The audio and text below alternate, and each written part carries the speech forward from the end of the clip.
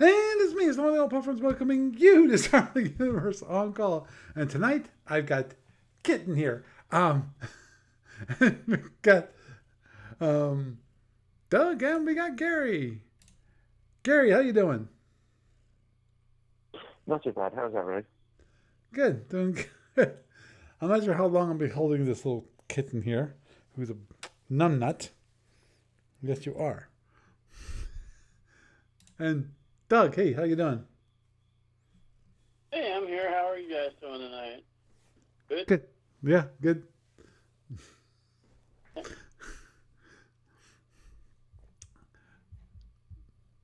So, Gary, is there a topic you wanted to discuss, or Um, well, no? I'm guessing about a week or two ago, you would have mentioned that the Kettlebell 51 is now on Warehouse 23. Yes, I did. Which is good. Okay. I was expecting it 52 to be available like this week, but I'm assuming at least that was the indication that Steve Cole gave was that they were going to quickly turn out the 51, 52, and 53 relatively quickly. And obviously not have 54 available until 55 is available in hard copy. In which case, then they'll make 54 available as an ebook. Well, hopefully 55 work will begin on that. But in the meantime, I think we're still waiting to see when the 2022 update to F&E Advanced Operations is released. Mm-hmm. Agreed.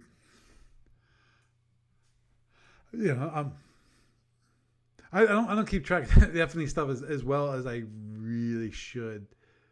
But yeah, it is what it is. Definitely. If there's new SFB module, I'm there. I'm in there.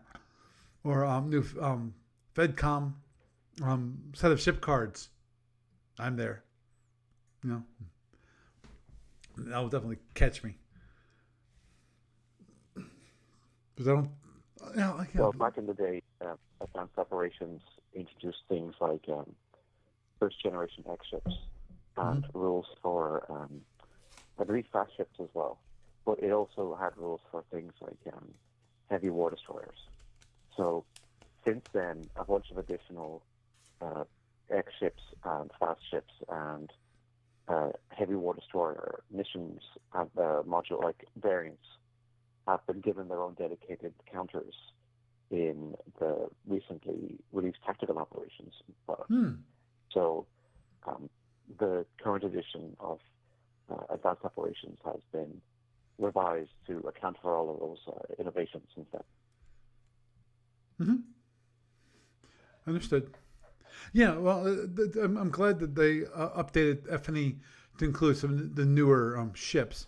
Actually, that's one thing it's always a debate in my own mind, which is Starfleet Warlord. I've had some submissions for additional ships with Starfleet Warlord. The big issue with Starfleet Warlord and adding new ships is that sometimes when you add a new ship, it's an ever so small tweak. And given that Starfleet Warlord, when it comes to their stats, is very few and far between. You've got your hit points. You've got basically your shield strength, your shield factor as SF. You've got your offensive potential and your defensive potential. And those are just numbers.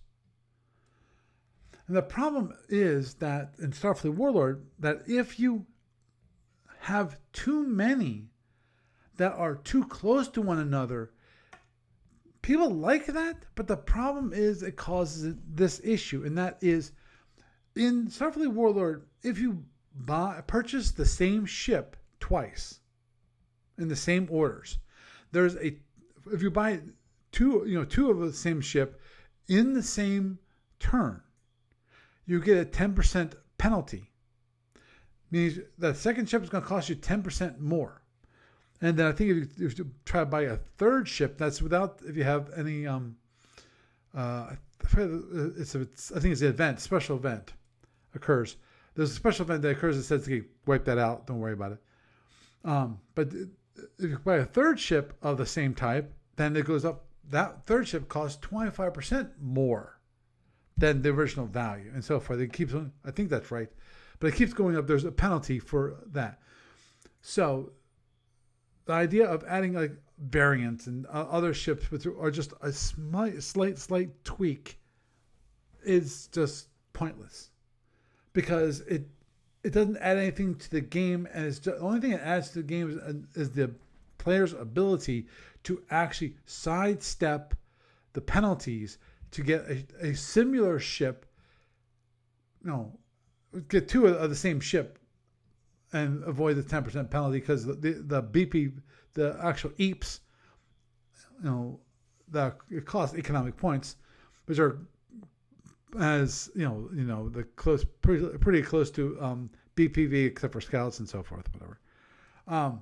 But those EAPs are probably going to be very similar also. So you reduce the amount of penalty you have to pay. So that's one that's always difficulty with Starfleet Warlord. That's why I really loathe to add any new ships into Starfleet Warlord versus, of course, Fed and Empire, which you can, in my mind, I don't see things. I don't know the F&E rules well enough to say this for a fact, but I feel pretty confident in saying that I don't think F&E has the same penalty system that Starfleet Warlord does have for other ships.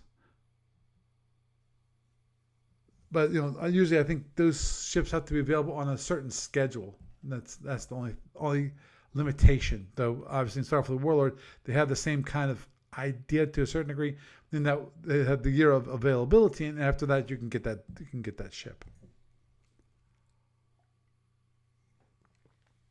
Well, speaking of years of introduction, YAS days, one thing that came up during tactical operations development process was all of the ships and variants that are in TAC, they have a year's service date no later than Y187.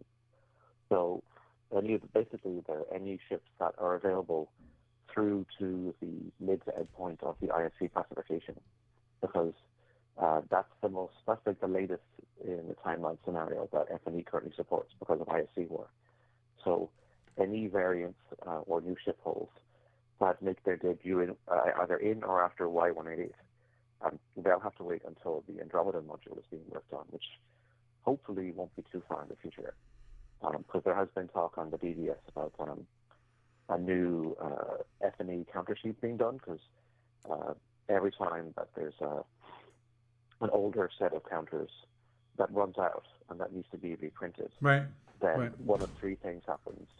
If the counters are in the current format, like for example the counters for ISC War, they're done the current things, so they're more or less okay as is, unless there's like some glaring error that needs to be replaced. If they're in the previous format, then in the process of reformatting them for the current format, that basically adds space for about 50 odd counters or so. Then that allows room for additional counters to be added in, but they're very specific, allow limitations in terms of what those counters can be, because they don't want to basically make people feel that they have to rebuy an old module to get new ships. Right. And thirdly, usually a counter sheet print run is a good opportunity to throw in an entirely new counter sheet. So because they still have to pay for the cost and for that printing anyway. So So if the idea is that there's at least for one new module, and if that module can be Andro War, well and good. But the only thing would be there's like two things to bear in mind that might be worth bearing in mind when that decision is made. And one is the Andromedans themselves should they have separate counters for their satellite ships, or should the satellite ships be abstracted out into fighter factors? Apparently there's a split because Steve Cole wants to have them as fighter factors, but many of the staff want to have them as separate counters. Wow. The second thing in my mind, now this is a different story, is the current, because if you look at the IFC expansion, every counter that's in IFC War is just for the IFC. So you have to look elsewhere for the additional counters that are used by other empires. Basically, tactical operations includes, it includes a few IFC counters, but it also includes additional counters for everyone else in the Alpha Octant that is currently supported in the game system. So you wouldn't necessarily, if you want to get the IFC to start off with, you get IFC War, and that's enough. So, but with Andro War, the question in my mind would be, should the Andromedans be the only empire that's in Andro War, or should any of the additional ships, and there's quite a lot of ships that aren't in FNE that would be needed to fight out the Andromedan War, should they be in the same module, or should there be yet another, I guess you could call it like a reinforcement module or a general module, if that makes sense, that those ships should be in, so that the Andromedans have the Andro War module all to themselves? Yeah. When it comes to the whole stop. Sorry, my cat is attacking me. Getting eaten. Yeah. Yes, the deadly zitting right here. Growl. Yeah.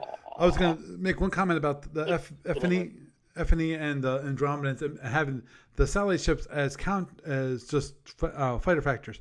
I can understand that to certain degrees, but there are the big issue in my mind is the larger ones, like the Mamba and specifically the Python, because the Python is one of those weird in the middle satellite ships,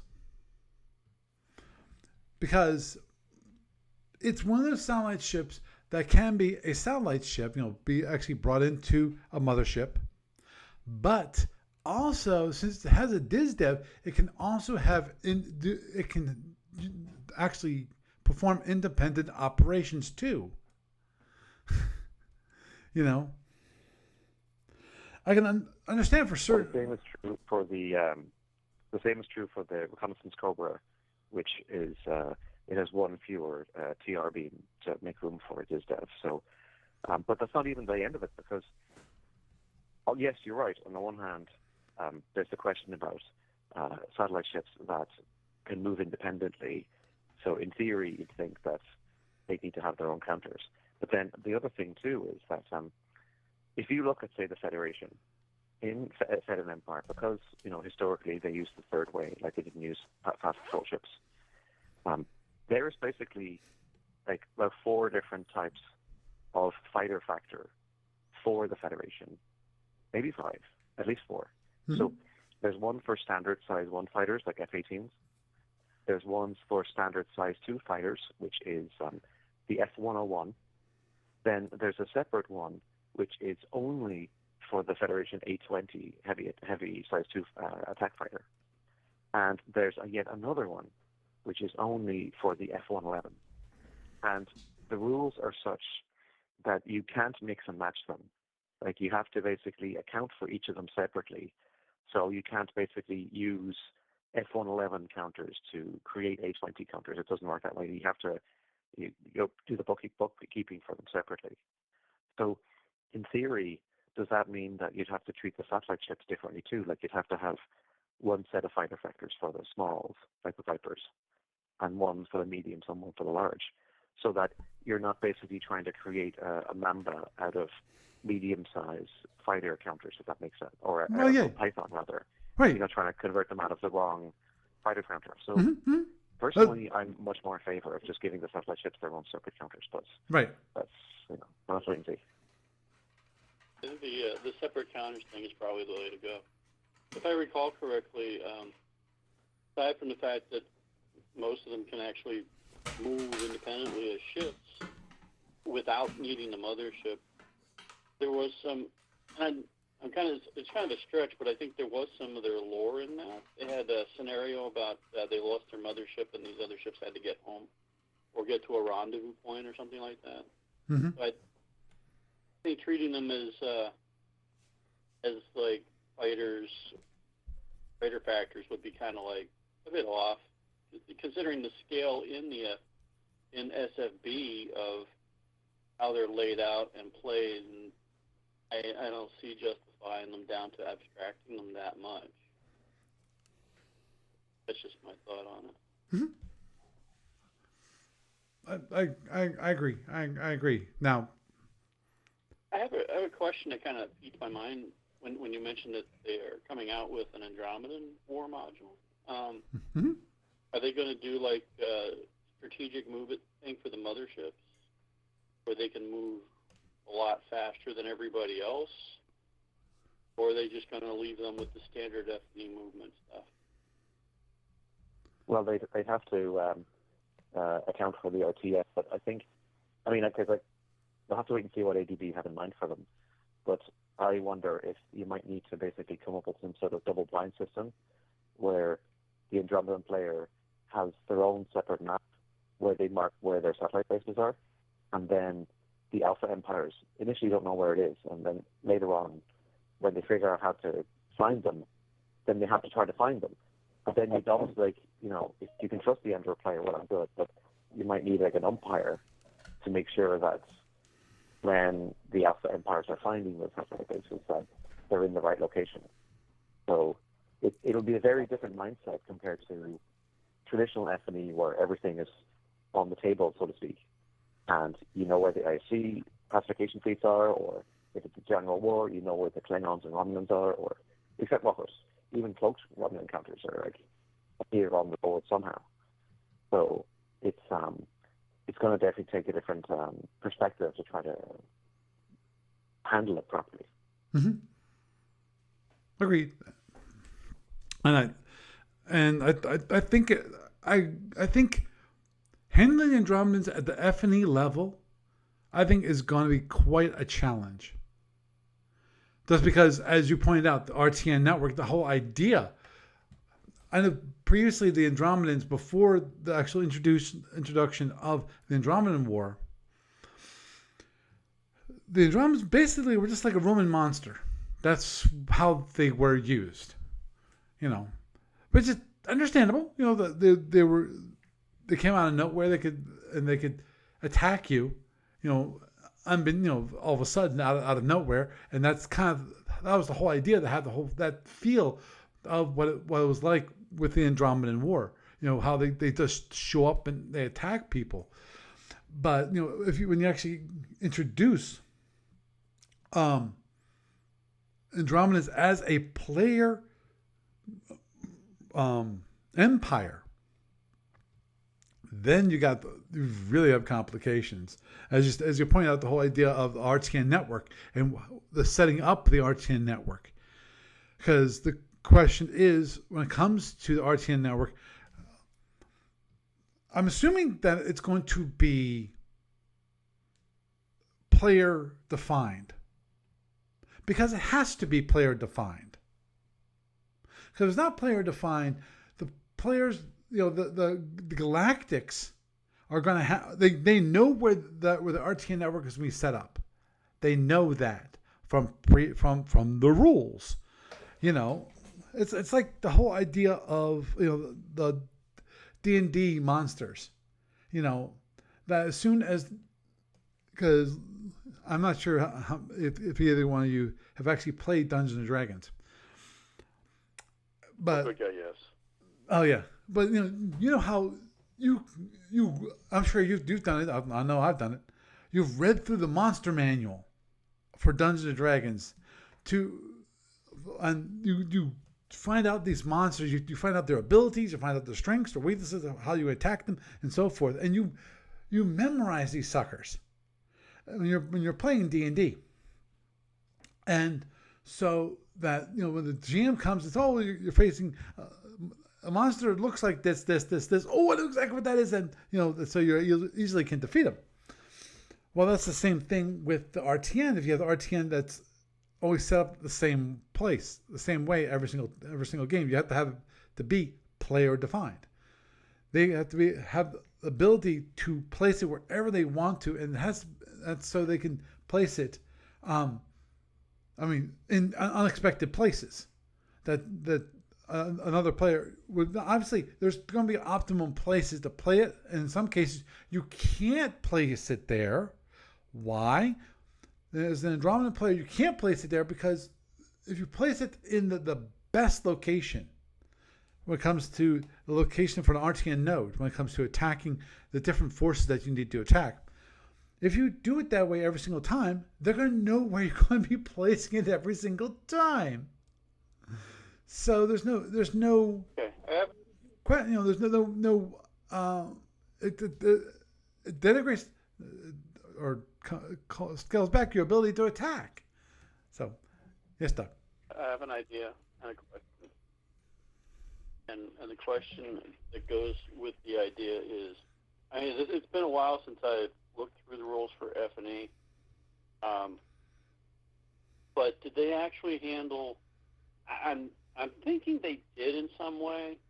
The galactic survey ships, because if I remember my SFU lore a bit, they were used to help. They basically scouted out where the RTN was. So if they have an equivalent use for those in, say, in F&E, they could potentially do research to gather info on where the RTN is. And the RTN could be placed on the board at different places with restrictions, such as, not within the hexes of a capital area, not within this area, not in somebody else's system, yada, yada, yada. Right. But where it can't be attacked, each one of those RTN bases cannot be attacked until the particular Empire player gathers enough intel points to say, this one's over here and we can go attack the base, like doing a planetary assault. Oh. And the benefit of the RTN itself might be, it's a big base for support and everything. And it may be where it sucks in economics off of the owning player for that region. And maybe it allows the player to say, okay, I'm going to use the RTN to place my guy within so many hexes anywhere without movement through the hexes. Just point, there you are, because of the displacement technology. Okay, that was my whole thought. You're welcome. Does that make sense? Yeah. Oh, it makes perfect sense. It's just one of those, just kind of all popped in at once. Well, the only problem would be that that would basically allow the Alpha Octant player to park a survey ship in that hex and just wait for the time where they know where the RTN is, and then they'll know where it is right away. Because if you have like a double blind map where you keep the locations of the various satellite bases a secret from the Alpha player, then there'll be two different steps. There'll be step one is learning what the RTN is, which is historically what happened in Y195, or over in the dark future it didn't happen until Y200. And then B, then you actually have to go out and find it. So it's, even though if you still got a whole bunch of hexes in your Empire's map, that you have to then, and also in the off-map areas, because the one big thing about the Andromedan War is that the off-map areas aren't safe anymore. So you'd have to basically come up with some way of accounting for the off-map as more than just like a generic off-map zone, so that A, the Andromedans can operate out there, and B, the Alpha Empires can unpack the RTN that's placed out there. So I think that's also a thing that would be very different when it comes to how the Andro War will have to be played out, because I don't know whether or not when the whole idea of the off-map zones was first invented for F&E, that there was any real thought about what would happen when the Andromedans get added to the game, and they're going to have to be out there attacking those planets that are in the off-map zone or bases or whatever. And how are you going to account for that? So, I mean, it'll probably be too much hassle to create entirely new hex maps just for the off-map zones. But I mean, I'm sure there's probably some sort of intermediate abstraction that could be come up with to account for that. So, Right. Yeah. Just a quick thought on on marking a galactic survey ship in a specific spot. Perhaps in the interest of balance, they could play test it out, see how many counters it would take, but have multiple number counters, like 1 through 10. The Andro player can put out all of them, and he writes down in the double, not necessarily in a double blind, but he writes down which one it actually is. And not only does your survey ship have to sit at that particular one long enough, or do whatever method you're doing, because the survey ship thing might not be in the same hex. It might be next door to it. But it has to survive, it has to get the points, and then the player reveals which one it is. So if it's actually what they're looking for or not, and it takes time to do that, and you only get so many that are actually going to be, for the scenario or the campaign. So if you have 4 bases overall for the network and you've got 12 counters, you either have to get lucky as the Empire player, or you have to grind through all of them to find them. So that's just kind of a thought on having a deception level that doesn't necessarily need a referee. So, I mean, you can put that in a sealed envelope. We used to do that with Antietam. We would, draw the chits, or when the random activation of the Union cores would come in, neither side would know it because we would just do it like in a blind method and seal the envelope and set it down. And when it's time to start checking for that, you start drawing from it. You don't know. So there's ways to do hidden stuff that doesn't necessarily need a referee, because I think adding a referee might add an extra level of difficulty for small set of gaming, small niche area of gaming. Right. Oh. Well, one other thing to bear in mind is you'd either have to, so for argument's sake, let's say that somebody was using a double blind map to mark out where the RTN nodes were. You'd either have to have like pencil and rubber and eraser, or a dry erase marker, or have one that's just big enough to fit the counters on, because the Andromedans have the ability to relocate bases. Because historically, especially according to Module X1R, there's a write-up that they have that goes into the difficulties that was faced trying to get rid of the RTN. And one of the problems was that the ship that is searching for the node has to be by itself, because nearby ships will disturb the special sensors and ruin the readings. And so when the ship is doing the search, as soon as the base is discovered, the Andromedans know at once that the base has been picked up, has been detected.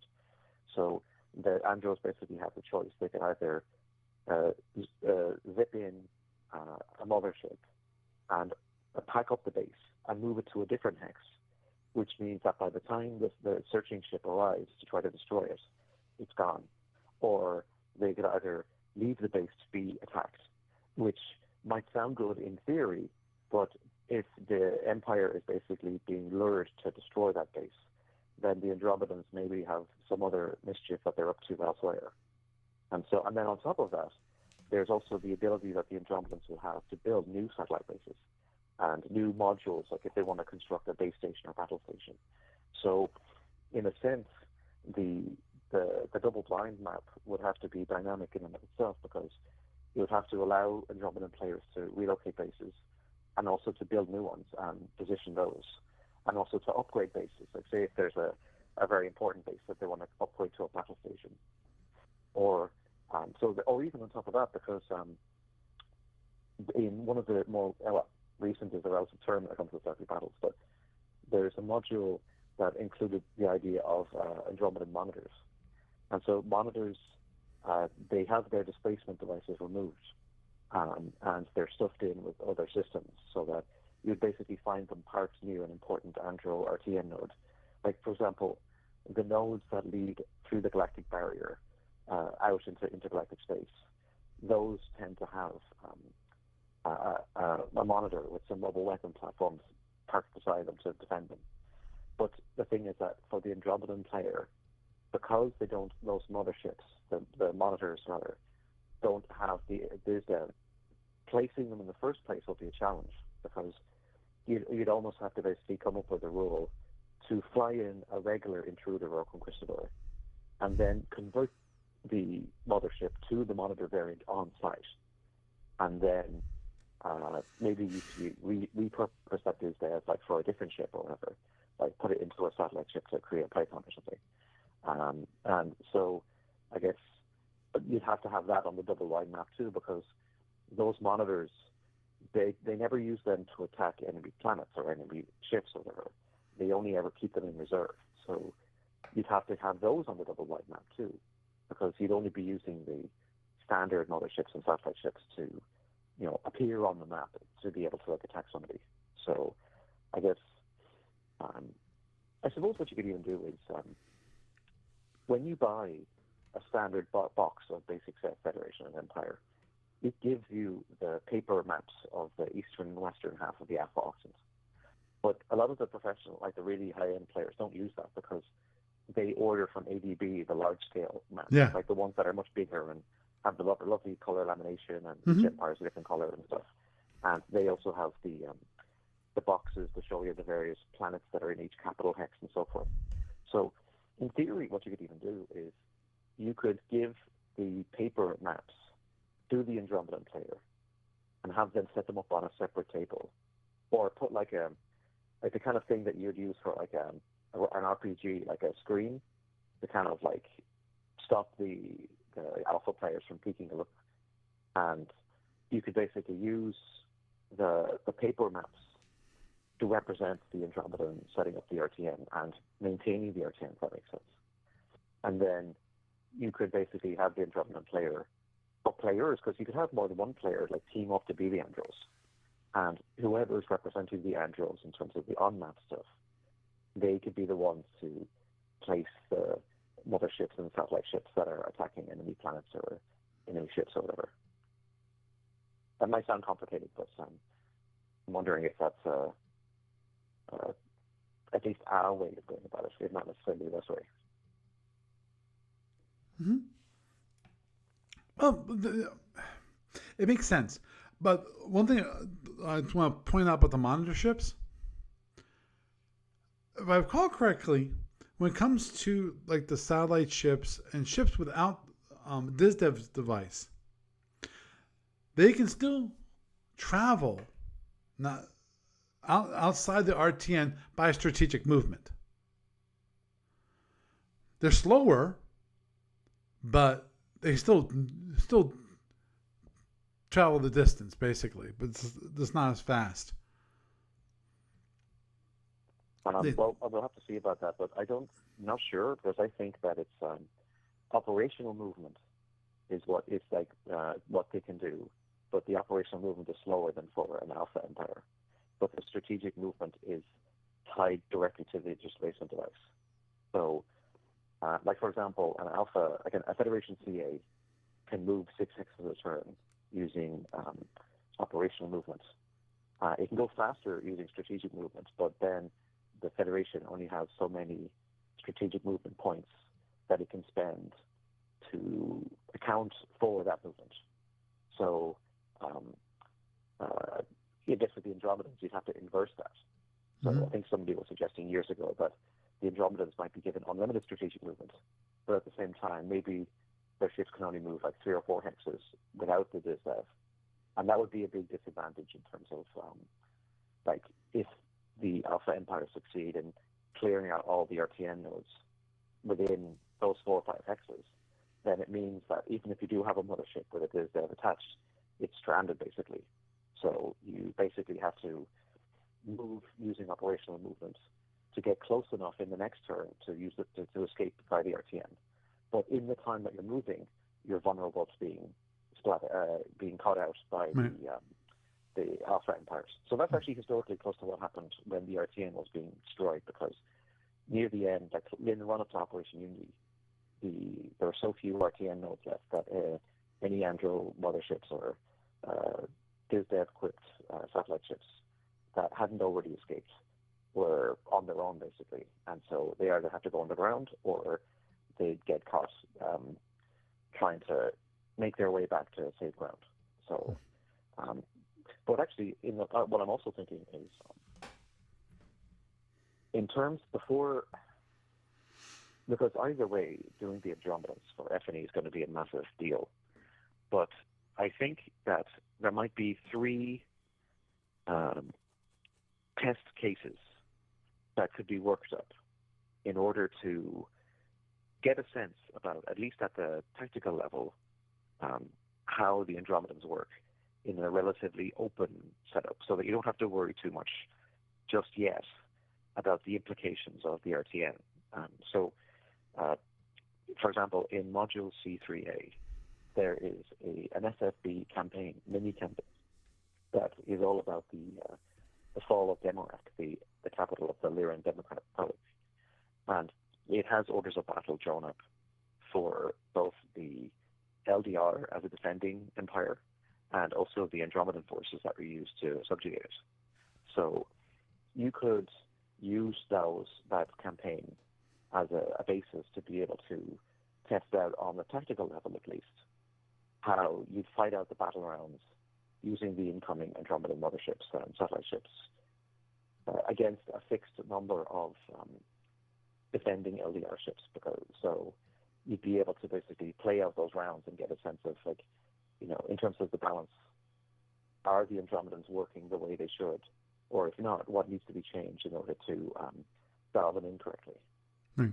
And I guess the second option would, of course, be Operation Unity itself, because even in SFB, Unity is relatively open in the sense that, well, abstract, I should say, because historically, when you get to the Magellanic Cloud, you'd have to use the Module C5 map, and you'd have to uncover, the local Magellanic resistance forces, they tell you where one of the 2 surviving star bases is, but even they aren't entirely sure about where the third one is, so you have to discover it.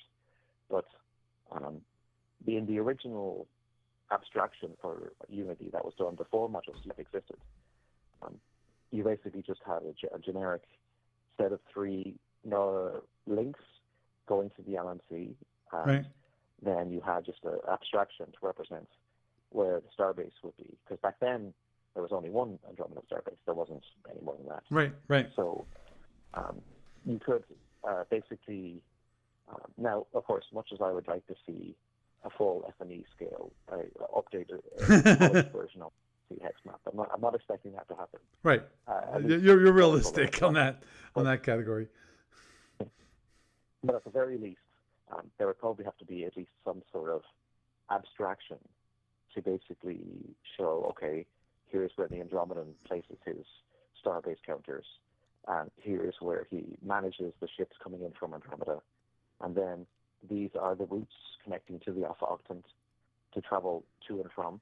And so by the time that you're doing Unity, you basically just you give the various Unity empires their respective orders of battle, and then it's open by the standards of the Andromedan War, because you've got like a fixed endpoint, you've got relatively fixed waypoints, and for the most part, you don't have to do the same kind of cat and mouse game that you have to do in the run-up to Unity. So I think that that would actually probably be a really good intermediate test in terms of like how well the Andromedans work, because you could start off by testing like the LDR situation, and then if that works, you could look at Unity and then see if that works, if the Andromedans are doing what they're supposed to be doing. And then if that works, then you could tackle a much bigger issue of how to unpack the broader ebb and flow of the invasion proper.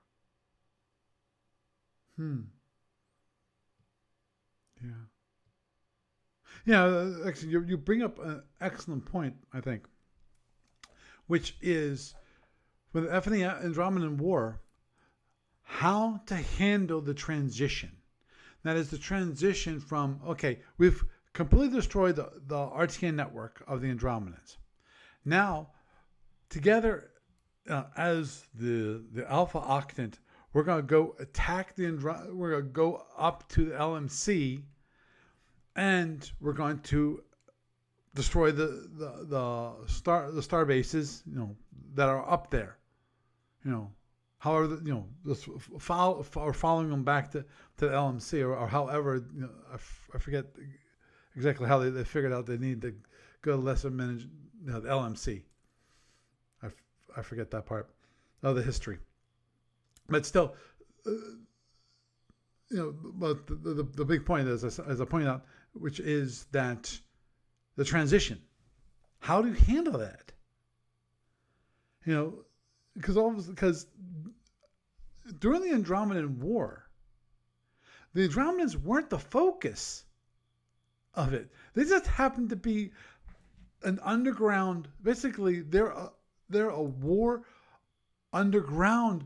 The main war that was still going on. I understand it was as the general war was kind of petering out, basically. But still, that the general war was still going on. No, the general war was over in Y185, and then the IFC pacification started in spring Y186, and the pacification was at its height at the eve of the Andromedan invasion. So most of the empires were on a peacetime level. So basically, the Andros hit the IFC first, and then after they weakened them, they started turning on everyone else. But one thing to bear in mind is that, remember I just mentioned about the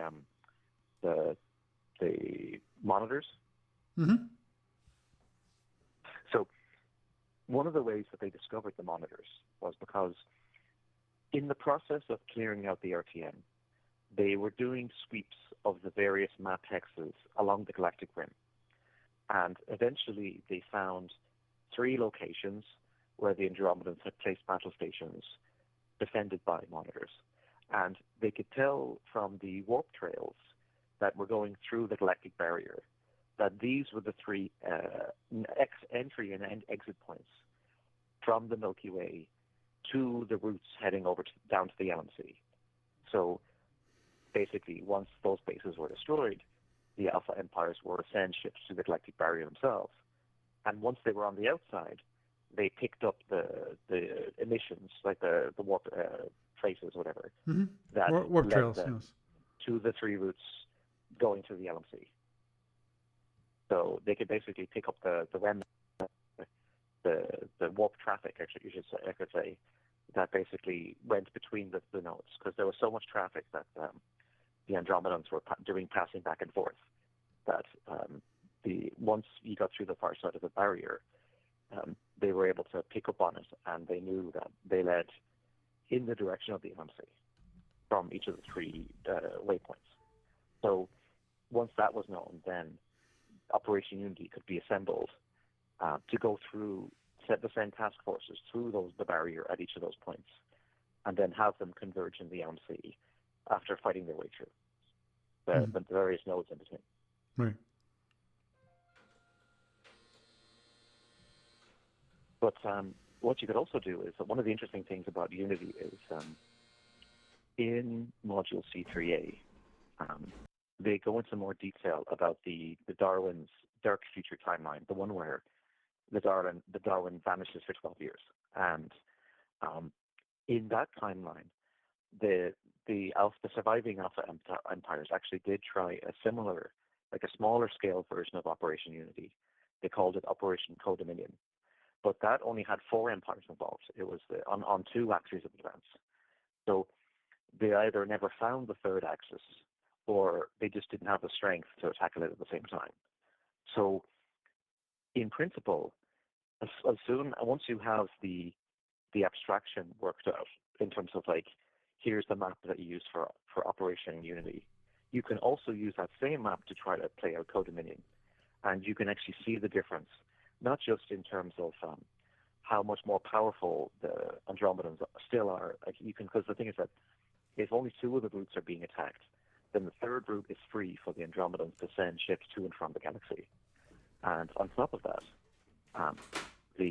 in the alternate timeline, the Andromedans were able to deploy battleships and also the dissection beam variants from Module C3A, like a Devourer, on the way to attack the Alpha Empires. So you'd really be able to show just how much more of a challenge it was to even get to the LMC in the alternate timeline than it was for Unity in what became the standard one.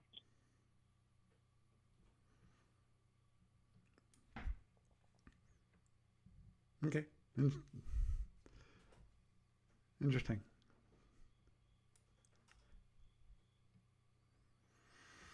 But the only thing is that I don't know whether or not there'd actually be the opportunity to include the dissection beam variants in Andromedan War. Of course, I'd love to see them, but whether or not they'd be included in the story, because on the one hand, they were quote-unquote real, but they were only real in the dark timeline. So would they have to wait for a follow-on product that was set only in the dark future, or would there be enough room to factor them in Andromedan War as well?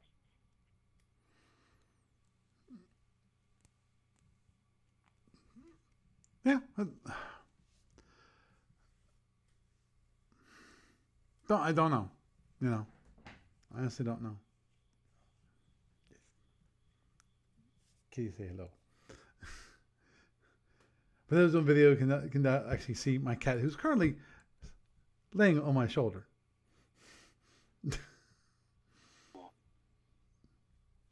Yes, what is it, little goofball? But either way, it's definitely a very exciting prospect to see.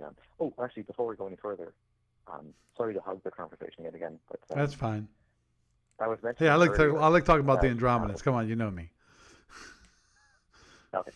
Well, I was mentioning earlier that technical operations only goes as far as Y187. Mm-hmm. So that means that everything for the Alpha Empires that appears from Y188 later still has to be done in counterform.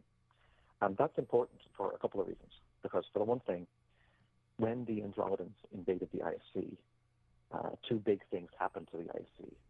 One of them was the home shipyard began pumping out war classes like the War Cruiser and War Destroyer, either by converting pre-existing ships or by building them from scratch. And you can see those if you have the Shapeways website that you can bring up on your web browser.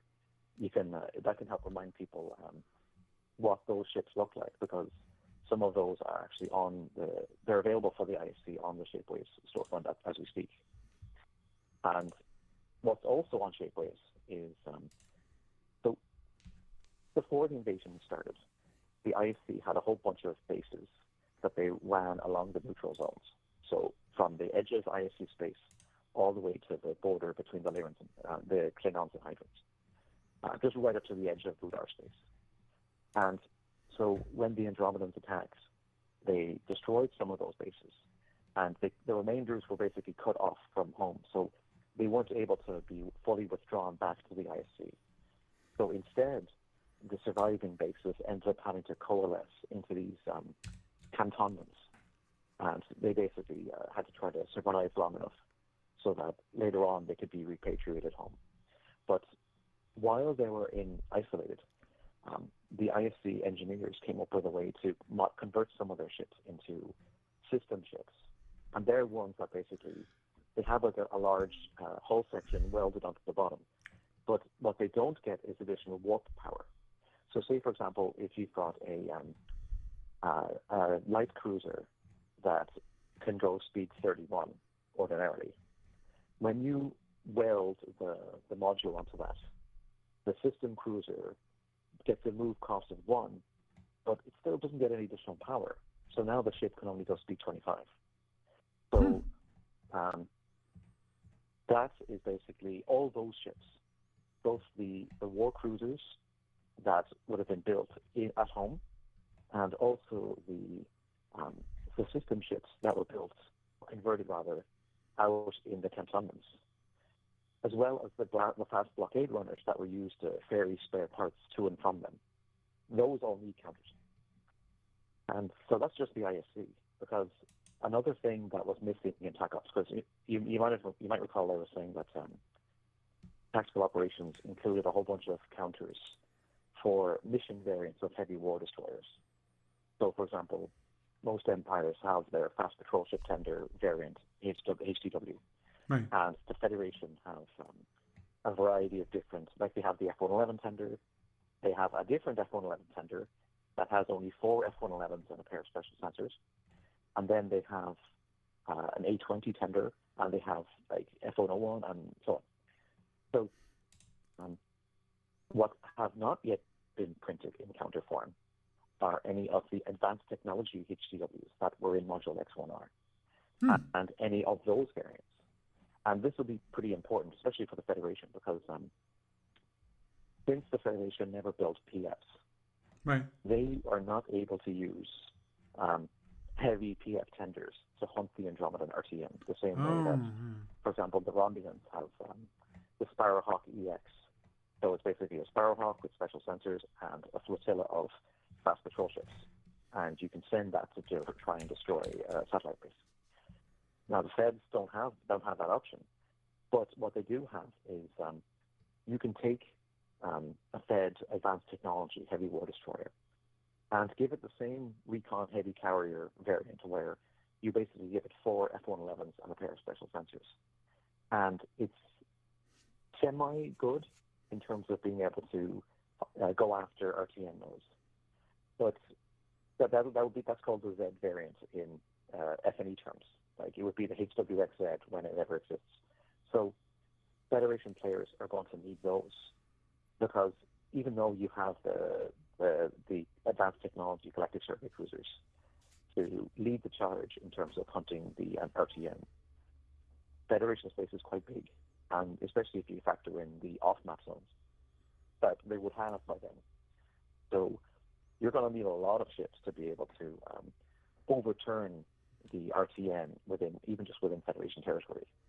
So they alone are going to need a number of additional ships that are tailored to this mission. And so that basically goes back to the question. If you're adding in all of these additional ISC and Federation and I guess Klingon and Kazinti, because remember the Kazintis have the super space control ship Goliath, that would need a counter too.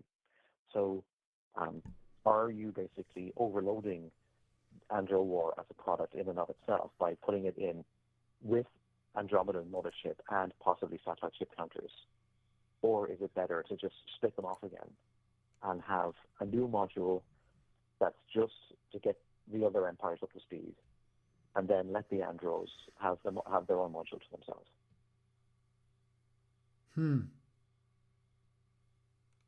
Well, in my mind, the question actually comes down to counter sheets.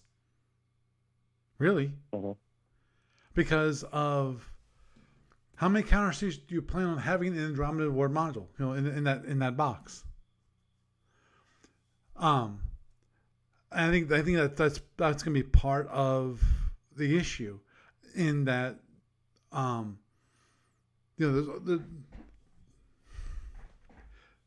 they can't have. I don't think they can have just those ships as a separate module because of the counter sheets.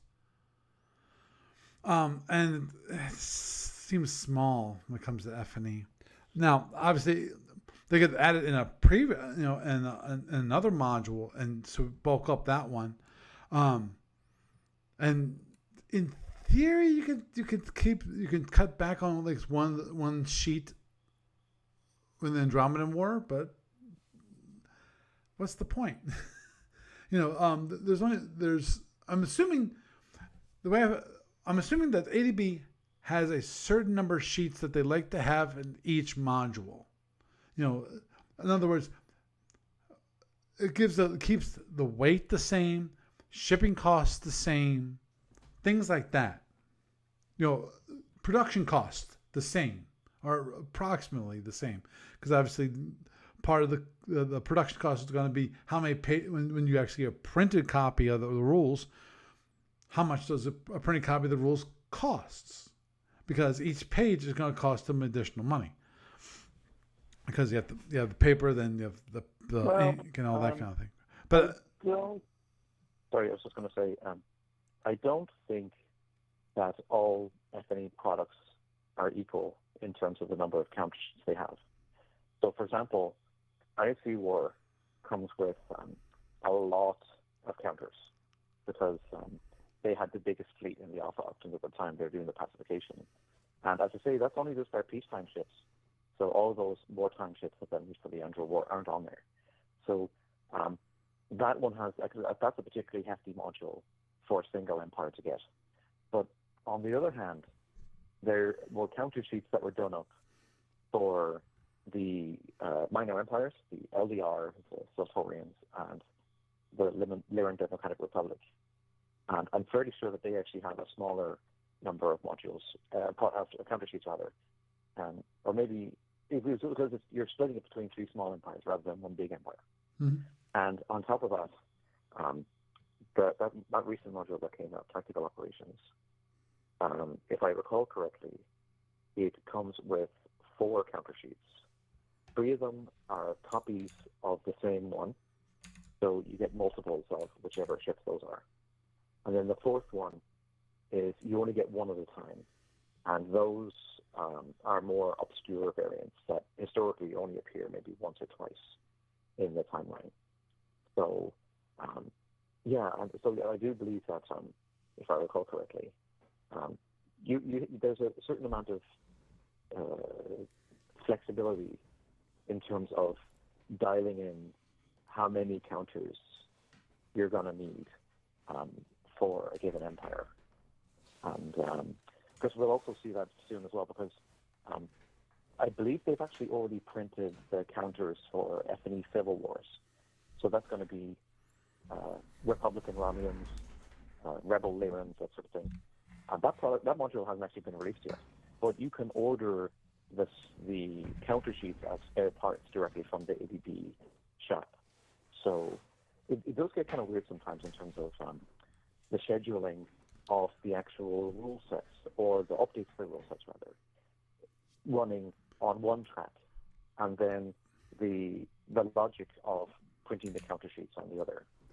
So because as we see in the case of Civil Wars, they had, because just in terms of like the necessity of reprinting old counter sheets, they pretty much had to throw Civil Wars and Tactical Operations into the same production run.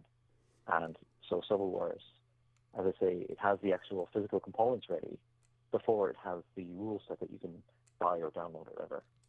So hopefully that won't be a factor when it comes to Andromedan War, but we don't. I mean, like, they'll probably take a lot of development time to get the rules right.